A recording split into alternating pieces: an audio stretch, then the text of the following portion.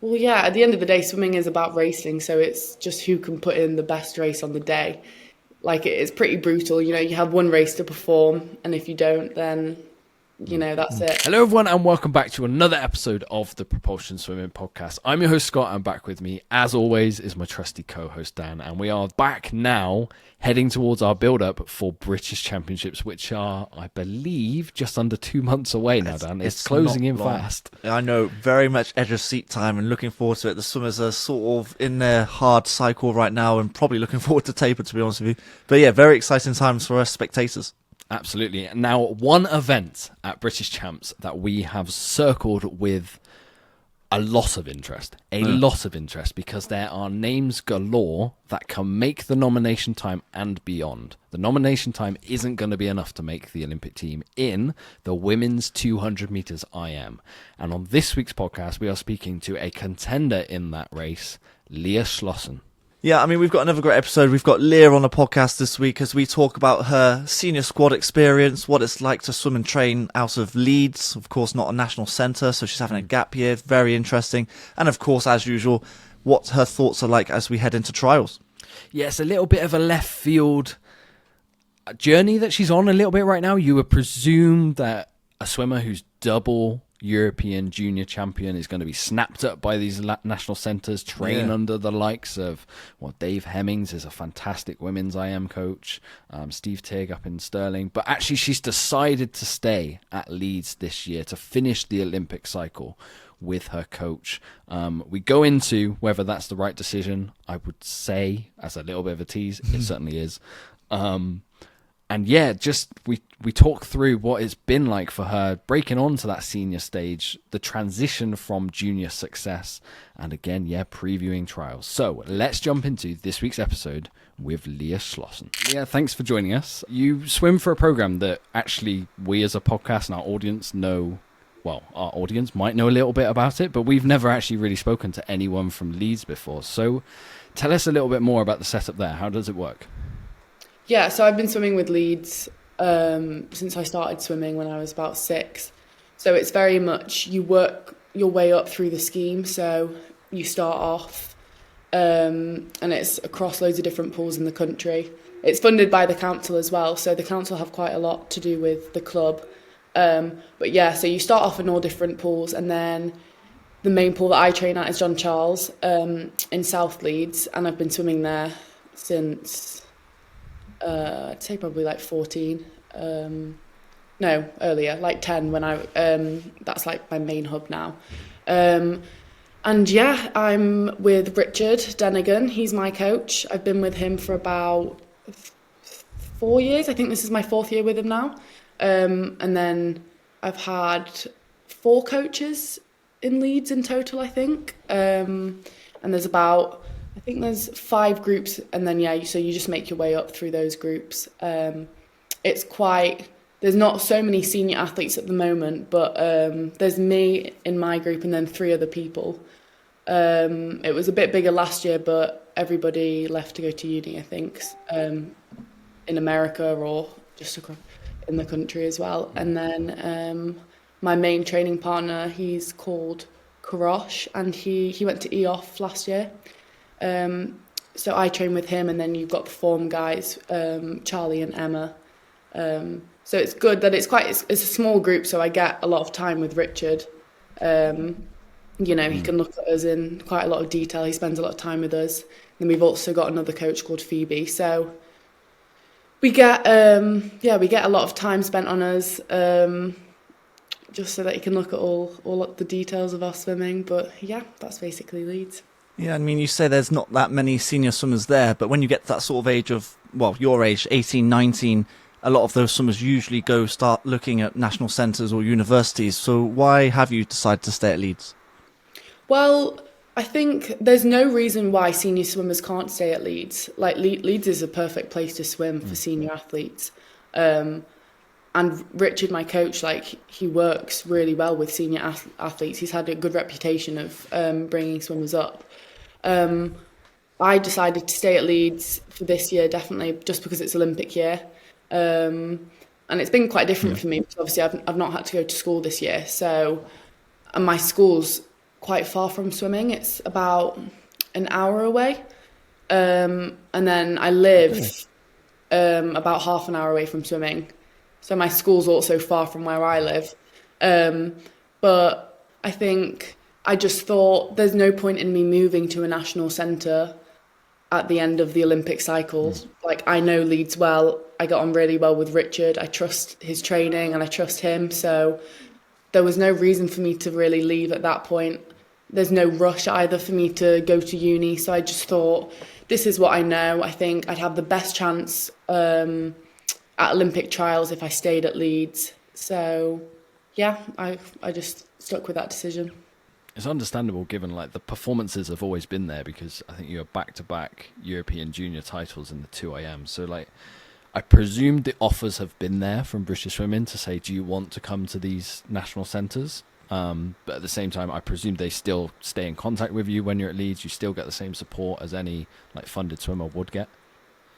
Yeah, no, British Swimming, I think they fully support me being at Leeds. Especially, I'll look at like the national centres for the future.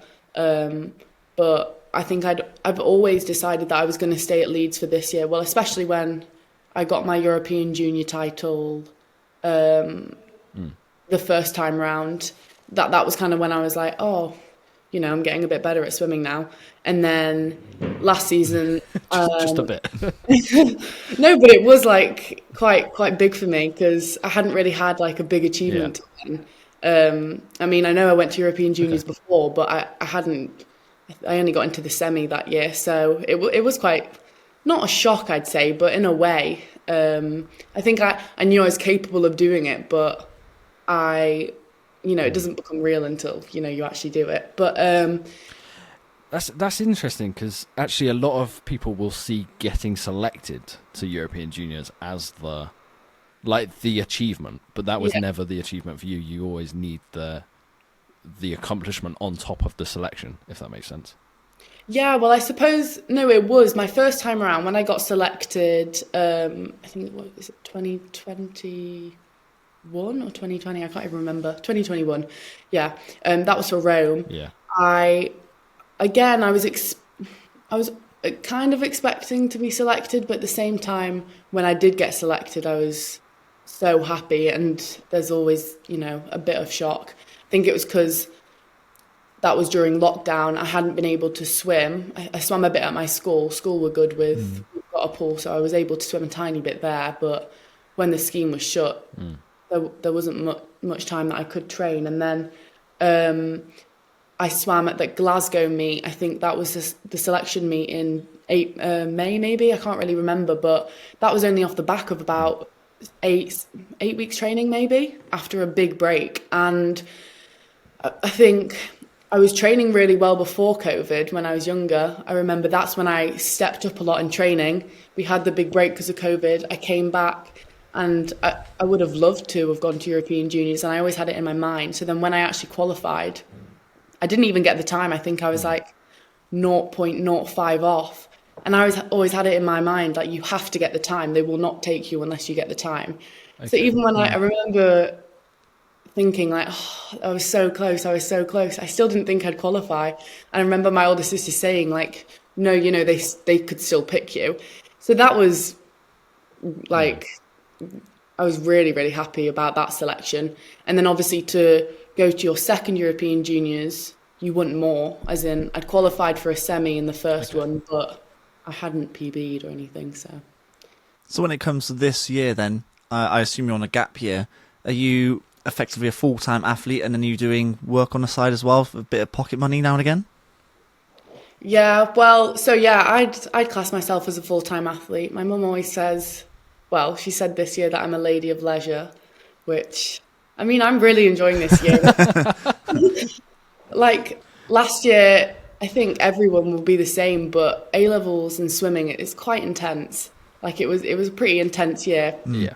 My hardest yet. So to go from that to having a pretty chilled year, obviously swimming's intense anyway, but yeah, from doing A-levels and working all the time, and like I said, with the travel, my school was far away, so it was just constantly, get in the car, go to swimming, go back, do work, and then repeat. Yeah, So that yeah, can't have been easy.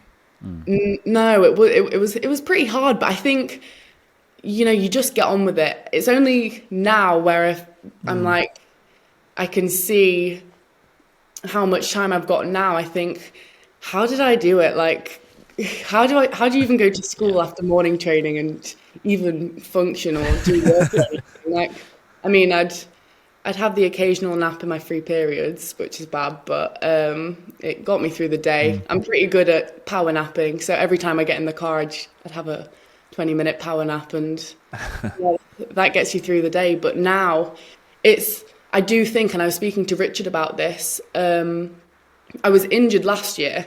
I had a back injury just before European Juniors, and I think it was literally caused by how much I was sitting down with revision and A levels, as there was like 2 months of me just sitting down doing revision. And like I said, getting in the car. I never got to swimming in time for pre-pool, so it would just be straight in the pool, get out, do gym. So I think it caused my back to just go into spasm, and that was quite tough. But now, just because, I can sleep does a lot. I have a nap when I come back from training in the morning, because Leeds is early starts. You have to wake up at 4 a.m. to get in the pool for 5. Wow. Yeah, I know. So I think sleep's a good thing. I'm getting so much more sleep now, and then I can be at training half an hour earlier, so I can do my pre-pool. All of those little things, like I do think really helps. I can see in Scott's face he's so jealous because he's got a little one who's just been put to bed and he is so sleep deprived. It's hilarious. I know. Richard's I just had actually got a full night's sleep last night, Dan, so I'm good. Did you actually? I was going to say, like, the transition usually from junior to senior takes a little while. Like, it's really hard to make that step up, even when you've been a European junior, like, champion. But do you think taking the gap year and giving yourself that time, and probably more importantly, your body that recovery, do you think that's going to help you over the next season? Yeah, I'd hope so. Like, it kind of just gives you a chance to breathe and reset. Like, I probably would have found it quite hard going from, my A-level year, it was intense, going straight into uni. Like, there is no rush, and everyone keeps saying that. Like, there really is no rush. You can go to uni whenever. So taking this gap year, I think, has been really beneficial for me. And I was a bit skeptical at first, like, will I be bored, just swimming? But I'm really not. I enjoy it. I go on me and my mum go out for lunch like twice a week. So, yeah, it's really nice. Oh my It's God. a nice life. You're right. It's what was the thing you said? Lady of leisure. Lady of leisure. Oh, you're absolutely right. We alluded to it earlier about your experiences with the senior team, like you got selected for the European short course.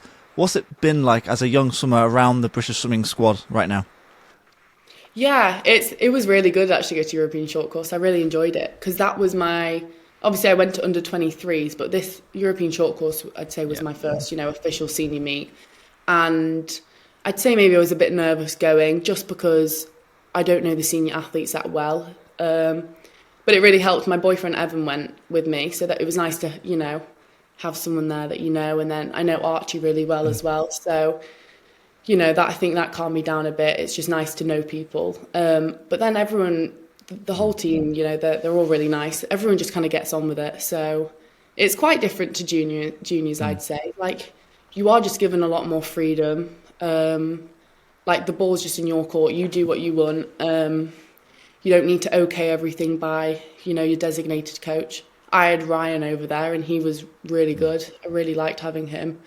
He was really encouraging, and like before every race, he kind of calmed my nerves. But yeah, I really enjoyed the experience, and I'd say I learned quite a lot from it as well. What's that like going to a coach that you've not actually had coach you for a big meet like that? Like, what's that experience like? How do they help with, it's not a transition as such, but how do they help that introduction between coach and swimmer? How does it work? Well, yeah, because when I went to European Juniors, the 3 times that I went, Richard, my coach, was there with me.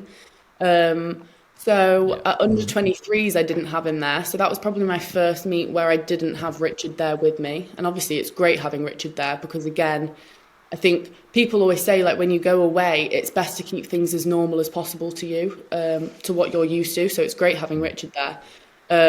But when I went to under 23s, I had Mike Taylor from Sheffield, and I know him really well just because we do, Sheffield do counties with us, regional. So I know him really well, and he was really great. I had something wrong with my back over in Dublin, so he was really good with me and sorted it all. And just told me, there's better things coming. Like, don't focus on this now. It could have happened at a different meet. But yeah, he was really good. And then Ryan at European short course, I didn't know him too well. He came to European juniors in Rome my first time round, so I think I'd spoken to him a bit then. But I think he was really good because obviously he had his group of swimmers, but he paid an individual interest into each one. Like, obviously he had his 3 swimmers that he actually coaches, but he still had an interest in me. So it was nice. He just coaches you like for the sessions before you race, and he'll take me for my race warm-ups, and yeah, that was basically it. But they're all really nice, and they're all so approachable. And I assume there's some sort of communication with your coach and, let's say, Ryan, because obviously I assume you have your own race warm-up, and so that would be relayed to him? Yeah, exactly. So Ryan never like pushed anything on me. He knows that Richard, like, I'm in contact with Richard, and Richard gives me my sets on, like, the days that I'm not racing, or like you said, the race warm-ups. So it's still like I'm in contact with Richard. I'm doing what Richard's telling me to do, but then Ryan's just the coach there because obviously Richard wasn't in Romania. So yeah. Yeah. It's a really interesting kind of relationship to understand, because there's going to be swimmers who are going to the Olympics who are not part of the, like, selected. I know Ryan's actually not a national centre coach, but they're usually it's the national centre coaches that go. So usually there will be swimmers who are not at national centres getting this first-hand massive experience of the Olympics without their coach there. So it's an interesting dynamic to understand, and I'm kind of glad you've gone into it. I suppose one question is your back now fully healed? Yeah, so actually the lead up to my European Juniors last year wasn't great. I remember off the back of trials, we had a week off where we did a bit of swimming in that week off, but a week off after trials. And then I remember Richard always puts on our sheets how many weeks it is until our key meet, and I think it was something like 9 weeks till European Juniors, so it wasn't long. And straight after champs, I had a shoulder injury, so I wasn't really swimming for 2 weeks. I was just kicking. So already, I can't help but think, the countdown's on. I can't swim for 2 weeks. I've only got 7 weeks left to prepare for this meet. But then, I got over it. The shoulder was fine. And then I had my back injury. I think it started 3 weeks before I went to European Juniors. And then I have a really good physio at Leeds, Lucy, and I have a good relationship with her, and she's great. So I was speaking to her a lot. And then it was fine after European Juniors. It played up, but for a different reason at Dublin. That wasn't the same reason as before Juniors. And then it was actually playing up a bit a week ago for 2 weeks, but it seems to have eased, and I was able to train completely fine. But yeah, all good now. Okay, nice. Yeah. So it's still constant rehabbing, so in terms like foam roller and stretching and stuff like that, I guess. Yeah. So obviously that all helps, and then I'll get soft tissue every week from Lucy. She was guiding me with what I do and don't do in the pool. Remember, I wasn't diving or doing much gym at all 2 weeks before European Juniors. I think it was only a week before which I actually decided to go. I didn't know if I'd be able to race, but yeah, no, it's completely sorted. Okay. Good. And you still went at 2:12, 2 a.m. Yeah, so I was happy with that. I remember, but it was tough racing out in Rome, in Serbia. I know racing's tough anyway, but I still remember my 200 free, and I remember my sister Kira even saying after like that was a good swim, but it looked like hard swimming, and I was like, it was hard swimming because I hadn't had ideal prep, but I was still happy with how I swam. So Yeah, definitely. So let's talk a little 2IM then as we look towards April, as the Olympic trials are on the horizon. What's your thoughts heading in? Because women's IM in this country is strong. Like, it's really strong. So there's only 2 spaces at the most to be selected for GB, and you've got the likes of yourself, Abbie Wood, Katie Shanahan, Freya Colbert. There's maybe a few others in there as well. Are you excited that's a race that you're going to have to swim really well for to make the team? Well, yeah, at the end of the day, swimming is about racing, so it's just who can put in the best race on the day. Like, it's pretty brutal, you have one race to perform, and if you don't, then, that's it. But, yeah, it is strong. Like, obviously, I was able to race Katie and Abbie out at Europeans, and I just missed out getting through to the semi because of the 2 nations. Still came third, though, yeah. Yeah, but... that's just how it is. It happened to Katie on the 4 a.m. It is just pretty brutal, but that is just how swimming is. But yeah, no, I'm really excited going into trials. I think everyone will be, on their A game. Everyone will be really excited. Obviously, everyone will be a bit nervous, but I think it'll be a good meet. I've also never raced in London properly. I've swum in the pool before, but I've never properly raced, so it's always good to go to a new pool. It spices things up a bit. Fast pool. Yeah, I've heard so. So that should be good. Does racing those girls add or remove the pressure from you? I suppose because you're kind of going in as a underdog, let's say, compared to the likes of Abbie in a 2IM. Yeah. Does that add pressure or remove it? I think I like being the underdog. I think I'm in a good position there. Obviously, you have your own pressures, but I like the position that I'm going in. I'm not going to put too much pressure on myself. I kind of, I want to keep calm as much as possible. And I just want to perform as best as I can. I'm just going to put everything into it and hope that's enough. But yeah, just going to have to see. What time do you think is going to take to make the team? Because the nomination standard looks like within reach for all of you, really. Yeah. So the actual time, I can't remember. It's 2:10 something, isn't it? But it's.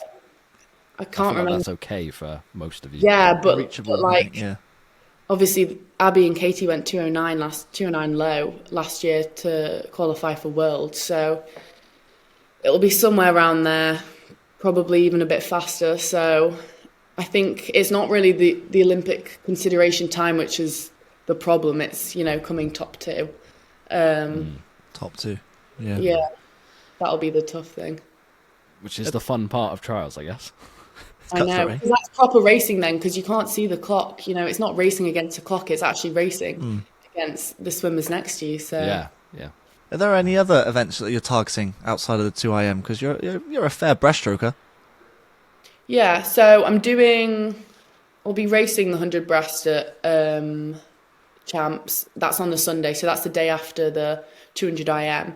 The thing with 100 breast, it's always been quite a fun event for me because obviously with your main event you feel more pressure than your other events. So last year, the 100 breast, I go into it and I'm not nervous at all. I just think I'm just going to race. I'm just going to give it my best.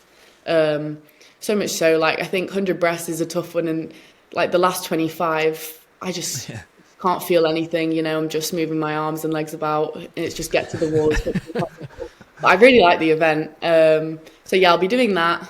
I'll have to drop 2 and a bit seconds. So obviously that's quite a big jump for 100, but you never know. I dropped 2 seconds last year in my 100 breast, so it'll maybe the pressure's on a tiny bit more because I've actually got better at 100 breast, so it's not so much a event that I'll just race. It is one of my best events now, so probably the pressure's on a bit more. But I'll also be swimming the 200 free and 200 breast. and I like swimming them. Okay. Busy. Have you put any pressure on yourself at this point to make the Olympics? Like, you're still very early on in your career, yet there does seem like a realistic chance. So is it something you thought about? Yeah, definitely. I've definitely thought about it. I wouldn't say I'm putting pressure on myself to make the team. Like you said, I'm an underdog, so I feel like that's a good position to be in. And I'm only 18, so I think it's just I'm more excited, like, more than anything. Like, it would be great if I made that team. I would be so happy, and it would be so exciting. And it just shows like all your hard work pays off. So it would be great, but I wouldn't say I'm putting pressure on myself to make the team.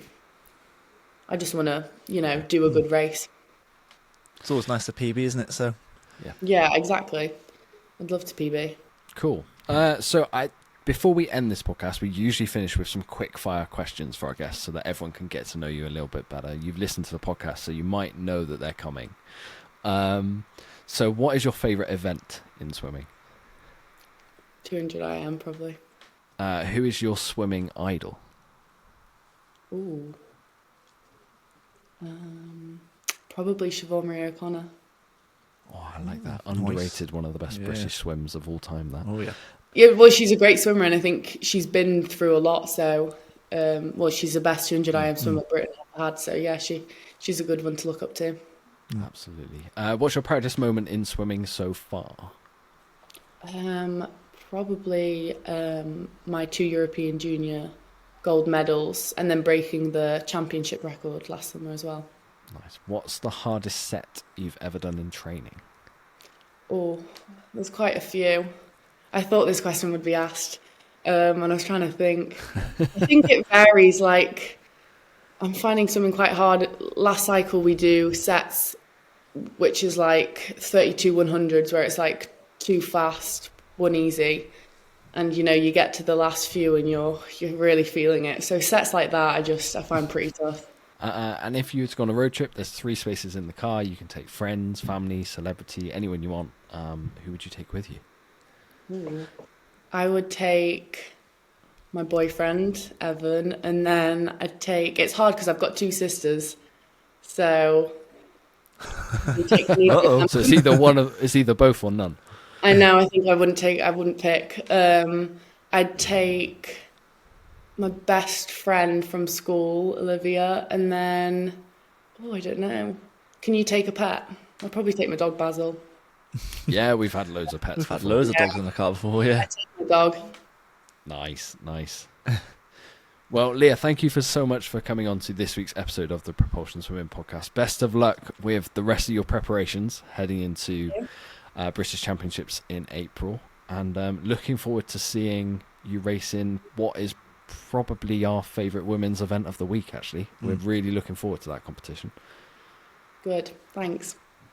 Yeah, thank you very much for coming on. I think the insight that you gave, especially from a new coach when you go to a new senior competition, I think that's a real insight, and we're going to reflect on that later on. So, yeah, thank you very much for that, Leah, and good luck for the rest of the season, trials especially.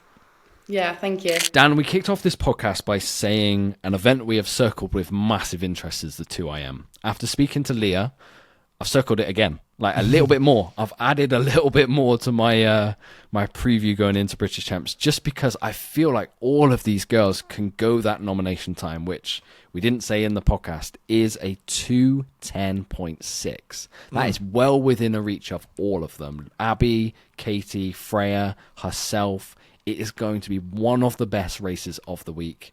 And I'm really glad she's talked through her build-up, that she stayed somewhere that is comfortable for her, and she's getting the results still. Well, I think she said that when you go to these meets, you want someone there that you know and you're comfortable with. So she was talking about Evan, for example, and other swimmers like her sister and Archie as well. So swimmers that she knows, and it makes her feel comfortable. I think that would be the case for everyone, of course, and a coach, of course. Yeah. So I think that's kind of key. But one of the things that I said I was going to bring up at the end on the reflection, that when you go to these meets, obviously most of the time, unless you're at a national centre, your coach doesn't actually usually go with you. So of course she had Ryan helping out at a European short course, who I assume she hasn't really spoken to before, and yet there's got to be communication with herself, Ryan, her coach, and so it's quite an interesting dynamic, like you were saying. And so it's quite interesting learning that, I suppose, and actually getting it out there, because I don't know if swimmers would expect it. It's a little bit unexpected, I suppose. Yeah, it's a really good insight heading into an Olympic year, because actually if you think beyond trials, we're actually looking towards the Olympics now. Someone like Leah, if she makes the team, I would be surprised if her coach goes, because you usually take a coach who coaches a majority of the swimmers, so that is that familiarity. But it's really good to understand what happens for the bolters, like the one, that's not even the right word, the ones who aren't at the national centre. So again, it happens a lot for Ollie Morgan at these meets, because he's at University of Birmingham. It may happen to Leah. I'm not saying it is happening to Ollie, by the way. He's not made the team yet, but he has had that experience over the recent years. It's an underrated experience of a senior meet, I feel. Well, it's not something that you think about, I suppose, because you just want to think about the race. But if I asked her the question, like, you still have your race warm-up, because every athlete will have a different warm-up of whatever works best for them. And so, you never really think about that. And so that's probably something that should be spoken about more with these age group swimmers, as something they should get used to knowing, Yeah. So for all those kids who might have listened to this far in the podcast, or even their parents, when your coach is telling you to learn your warm-up for a competition, it isn't always just because you need to know what you're doing. It's, you may be in a situation in your career when your coach isn't there. You need to take responsibility. It is giving responsibility to these athletes, and that's why learning your own warm-up, actually practicing it in training for race day, is a really, really key skill. Like sometimes when I was 13, 14, I didn't think about that. I'll be honest, I had no idea. I just got in the pool and swam up and down. And just did as I was told as a coach. But it's taking self-ownership, isn't it? And this is why it's important when you get into situations like Leah was in last summer or last winter for European short course. I suppose this is part of the transition between age group and senior. And that's why it's such a big jump, because in effect, everything is given to you as an age group swimmer. And then when you go to the senior ranks, you then have free reign. Like, she went onto the European short course and you do everything yourself. Everything is on you. And so that's where the big changes really are, really. Absolutely.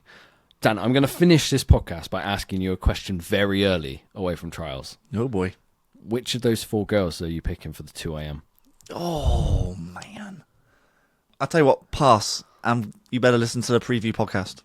Okay. So the podcast before trials, you'll name the 2 girls out of that lot that you think. I'll give you my prediction then. Right, okay. I'm going to hold you to that. Okay, so that just about rounds up this week's episode of the Propulsion Swim podcast. We are going to be back next week again with a guest as we start heading towards British champs. They will be one of the contenders in an event, and we can't wait for you guys to listen. So make sure you're subscribed on YouTube, Apple Podcasts, and Spotify. And me and Dan will catch you all in 7 days' time. Yeah, thank you for listening, everyone, and we'll catch you on the next one. You've been listening to the Propulsion Swimming Podcast with Scott and Dan. We want to thank you for joining us and invite you to subscribe to the show, as well as checking out the Propulsion Swimming YouTube channel for weekly tutorials and videos to get your swimming fix. We will be back next week. Until then, we'll catch you on the next one.